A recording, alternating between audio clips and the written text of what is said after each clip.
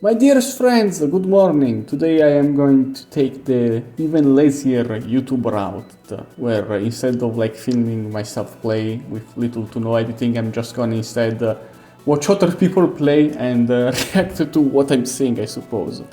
Yes, jokes aside, I've been very intrigued by Pokemon Legends ZA. I did like Legends Arceus a lot. It wasn't a perfect game by any means, but when I played it, I couldn't help but think if you polished the formula a bit, there is something really good in here. And when they announced Legends ZA, I was really excited, but unfortunately, I think it's taken a direction that I'm not the biggest fan of, at least from previous trailers and such. But I don't know, maybe seeing this gameplay video will allow me to change my mind, maybe be more optimistic about the state of this game. So let's, I suppose, let's dive right in. Okay, I'm gonna be skipping around a bit because there is a lot of menuing here, which I'm not blaming the guy playing, of course. I'm just I would have probably done the same thing myself. I'm just gonna skip around though. I'm fairly sure this is being filmed on a Switch 2 because the frame rate is way too high compared to anything we've seen from Pokemon on the original Switch.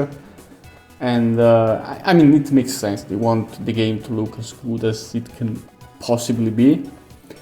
But at the same time, you can, even with the quality of this, camera footage, you can see the textures are very downscaled, okay? This isn't, when the people at Game Freak created the assets, the textures and such, you can tell that this isn't the original resolution. They had to downscale it to work on presumably the Switch 1, okay? Because I cannot imagine a game like Legends ZA not running well on the Switch 2 with better texture than this, because, okay, let's talk about a second about the structuring of the map and so on and so forth, because first off, I do hope they make a patch when the game comes out for the Switch 2 that has the original assets, the textures in their intended resolution, because Legends Arceus was a big, expensive open world game, but the geometry itself of the environments wasn't particularly complex, so you could have these sprawling large areas, and it would run semi-decently most of the times, but there would also be big frame dips. And that's because the game has to render big areas at once. Okay, there is to be a lot of care in optimizing the, what the fuck it's called, the ambient occlusion, the spawn rates. There is a lot more at stake, even if the geometry is simpler. Now, when you create a game that is urbanized like this, it's like a big urban area. Of course, creating the assets is going to be a lot more difficult because you can't just, slap a green texture and some grass, some trees, and that's the end of it. You actually have to put a lot more thought and care into how the game looks, and that's true, of course. But at the same time, this means that in scenes like this, for example, sorry, I'm going to keep the game playing while I'm yapping. In scenes like this, there is a very small area that is being loaded, and from the looks of it, there is a lot of these small hallways where really not too much, sorry, is being filmed by the camera, which means that you can afford to run high resolution textures on the Switch 2 for a game like this, right? I don't know what could possibly prevent them from doing such a thing in case the game does get ported on the Switch 2 when they want to make a patch of sort. And okay, what the fuck is this? I'm sorry.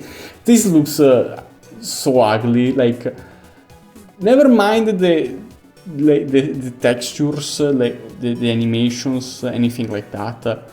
just like putting these big rocks in here, like badly placed too, just in the middle of this otherwise urbanized area, it just feels so tacky. Like maybe there is like a good reason in game. Maybe when you like get the full version, they explain it and it all makes sense. But the way it is, it just looks so ugly and lazy. Doesn't mean much. No, it's not a big deal, I suppose, but it could be handled better than what we saw here with this demonstration. I hope you don't mind, you guys, if I like skip a bit away. I did see like a few minutes of the gameplay first, but I just gonna skip to the fights. And okay, like the big gimmick here for this game was the fact that you can move around and you can move your Pokemon around, and I am not entirely sure of like how this is supposed to influence gameplay, because the attacks, like I don't think like Pokemon, at least like in this battle, it doesn't look like the Pokemon themselves can dodge the attacks if you make them move around. It's like they're locked in. But then again, I don't know, I want to see like another fight, so like my confirmations, my theories are confirmed.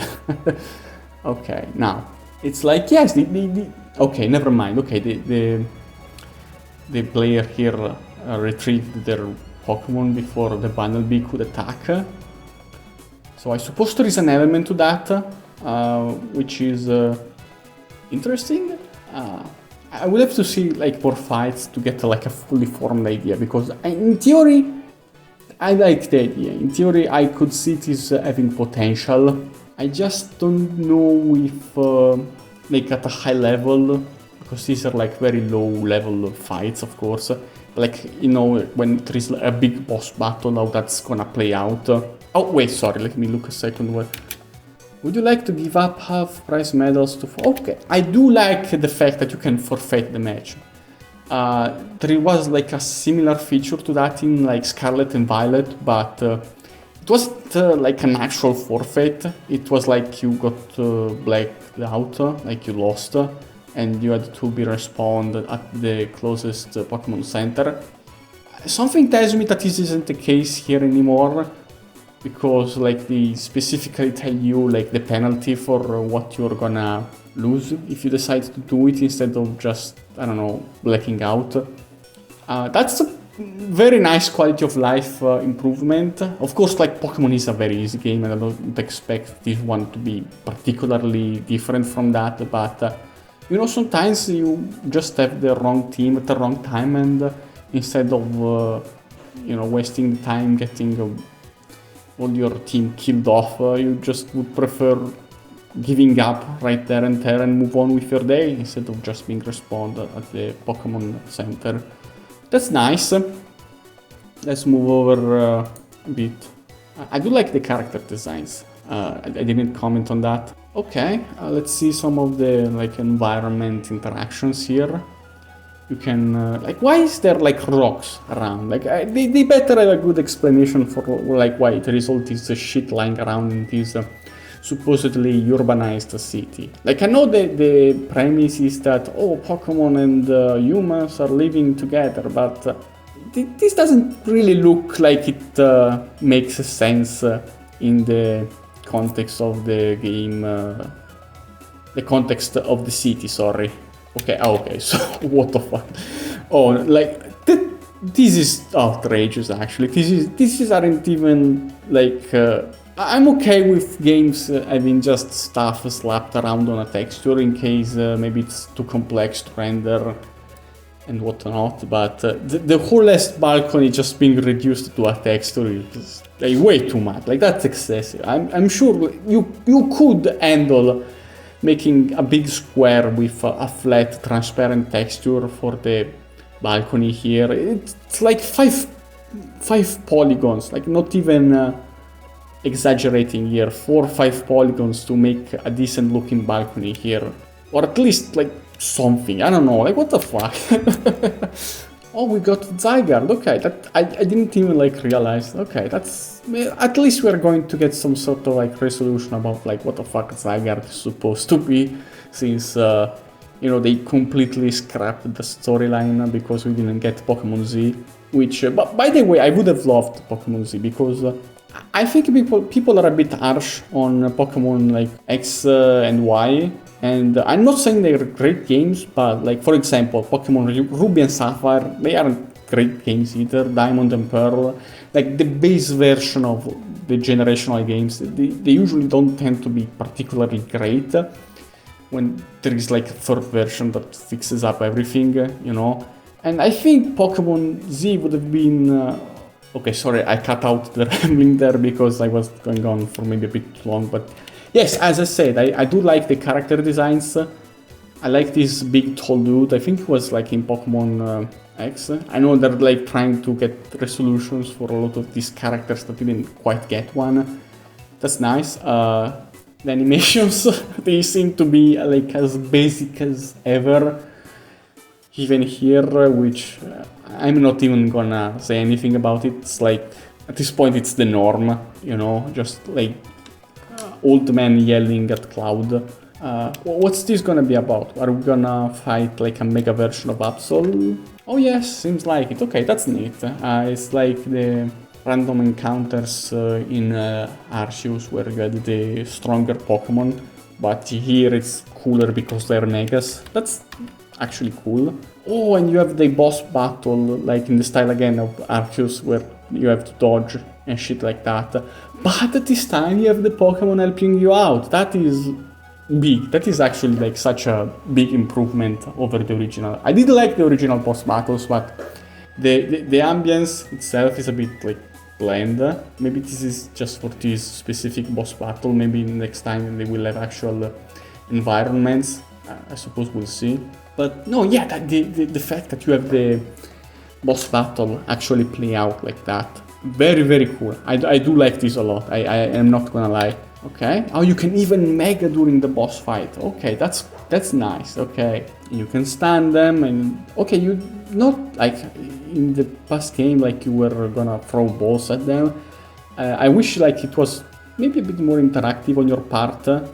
Suppose you still gotta do the dodging and whatnot, but I would have liked to team up with the Pokemon and just like attack him by myself. I suppose like if I had to pick the two options, I would prefer like having the Pokemon around, but like having both would have been ideal, I suppose. Alright, we are past that, and I want to comment for a second, I guess, on the UI. It's very boring looking. I don't like that so many Nintendo games have such boring like user interface. I don't know what like motivated them to do this, but it seems very common nowadays. Like I saw Mario Kart and Donkey Kong Bonanza. Bonanza, by the way, that game looks like incredible. If I had to switch to, like, I would definitely buy that one game. But like specifically talking about UI, these games look very generic and boring. I don't know why like this new style seems to be like all around all the Nintendo games, and Pokemon specifically, because I don't know, like it just looks so bland, and it's like the bare minimum of what you can do with such a like imaginative and big brand, so many colors and Pokemon and imagery that you can work with. I'm not gonna like look at the story because I'm one of those losers who does care about the story of like Pokemon games. Even though I literally remember nothing about like X and Y, but yeah, okay, that seems to be the end of the... Austin play, jump scare, Austin drawn, sorry. Yeah, that seems like to be the end of it. I don't really have much to say other than what I just yapped about. It looks interesting, but at the same time, it looks like a very compromised version of what it could potentially be. And I don't know if it's because of like the fact that they want the game to be on both Switch 2 and Switch 1, or because Game Freak just still doesn't know how to make 3D games. I don't know. There is a lot of interesting stuff. There is stuff that I don't like. It's a bit of a mixed bag. I will buy it, most definitely. I don't know if it's gonna be like worth a full price purchase the way it is, because it looks very low budget, but it does look like it there's some stuff going on still, so I don't know. You tell me in the comments what you think, or don't.